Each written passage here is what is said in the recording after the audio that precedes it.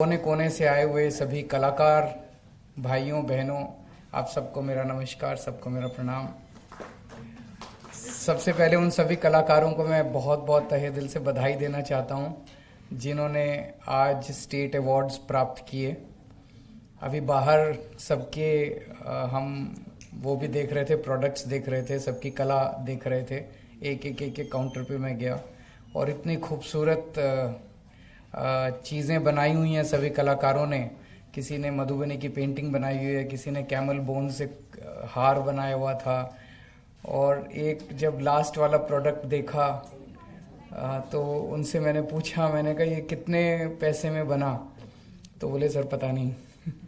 सो फिर मैं बैठे हुए हैं, फिर मैंने कहा कितने में बेचोगे? कहता सर पता नहीं। सो कहता सर मैं डोनेट करूँगा, मैं बेचूंगा नहीं। सो मुझे लगा कि कलाकार कितना भोला होता है, दिल का कितना साफ होता है, कितना अच्छा इंसान होता है। उसे कलाकार बनता ही तब है जब कला तो आत्मा से निकलती है। कला कोई वैसे नहीं होती, कला तो आत्मा से निकलती है। और अभी जब सबके इंट्रोडक्शन दिए जा रहे थे तब मैं सुन रहा था, किसी ने अपने पिताजी से सीखा, किसी ने अपने गुरु से सीखा। तो वो गुरु शिष्य परंपरा जो हमारे देश के अंदर काफ़ी प्रचलित है, किसी ने तो बहुत अच्छा काम कर रहे हैं आप लोग। इस पे दो तीन चीज़ें मैं कहना चाहूँगा। एक तो ये कि आज समाज के अंदर, अपने देश के अंदर बेरोज़गारी बहुत ज़्यादा है, बहुत ज़्यादा बढ़ गई है बेरोज़गारी। और मुख्यमंत्री होने के नाते सबसे ज़्यादा 24 घंटे में मैं यही सोचता रहता हूँ कि लोगों को ज़्यादा से ज़्यादा रोज़गार के अवसर कैसे मुहैया कराए जा सकें, चाहे वो नौकरी हो, चाहे वो स्वरोजगार हो।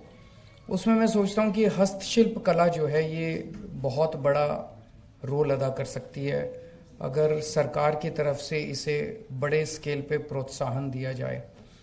तो यहाँ आने से पहले मैं सेक्रेटरी साहब से चर्चा कर रहा था कि हम क्या क्या करते हैं। तो एक तो हम हस्तशिल्प कलाकारों को दिल्ली हाट वगैरह जैसी जगहों के ऊपर जगह देते हैं, इस तरह से अवार्ड्स देके हम प्रोत्साहन देते हैं।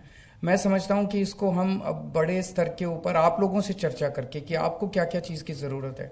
मैं समझता हूं शायद फाइनेंसेस की ज़रूरत पड़ती होगी। अगर हम फाइनेंस ठीक से मुहैया करा सके तो आप अपनी कला को और बड़े स्तर के ऊपर मल्टीप्लाई कर सकते हैं। जब मैं बाहर सबके काउंटर पे जा रहा था, मैंने पूछा भाई इसको बनाने में कितना टाइम लगा? तो किसी ने कहा 2 महीने लगे, किसी ने कहा 1 महीना लगा। सो 1 महीने में भी एक प्रोडक्ट बन रहा है। अगर उस कलाकार को हम स्ट्रेंथन करें, उसकी कैपेसिटी बढ़ाएं, तो वो पैरेलली अपने साथ कई लोगों को रोजगार देके वही एक कलाकार कई सारे प्रोडक्ट्स पैरेलली बना सकता है, जो आज वो एक प्रोडक्ट बना रहा है। और कई कलाकारों को सिखा सकता है अपनी कला, कई कलाकार, वही गुरु बन सकता है, वो दूसरे लोगों को सिखा सकता है। सो बहुत सारे लोगों को रोजगार भी मिलेगा और बहुत बड़े स्तर के ऊपर प्रोडक्ट्स भी तैयार किए जा सकते हैं। ये एक ऐसी चीज़ है जिसमें मैं समझता हूँ कि शायद इन्वेस्टमेंट उतनी ज़्यादा नहीं है जितनी कला ज़रूरी है, जितनी स्किल्स की ज़रूरत है। तो स्किल ट्रेनिंग इसके अंदर बहुत ज़रूरी है। तो एक तरफ हम अगर फाइनेंसेस मुहैया करा सकें और दूसरी तरफ अगर बड़े स्केल के ऊपर स्किल ट्रेनिंग अगर कर सकें तो ज़्यादा बहुत बड़े स्तर पे इसमें हम रोज़गार मुहैया करा सकते हैं।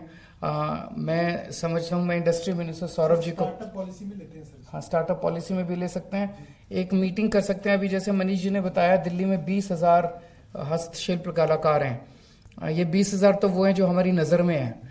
मैं समझता हूँ बहुत सारे ऐसे युवा मिलेंगे जो कुछ ना कुछ क्रिएटिव काम कर रहे हैं अपने अपने स्तर पे। कोई पेंटिंग बना रहा है, कोई कुछ कर रहा है, कोई कुछ कर रहा है।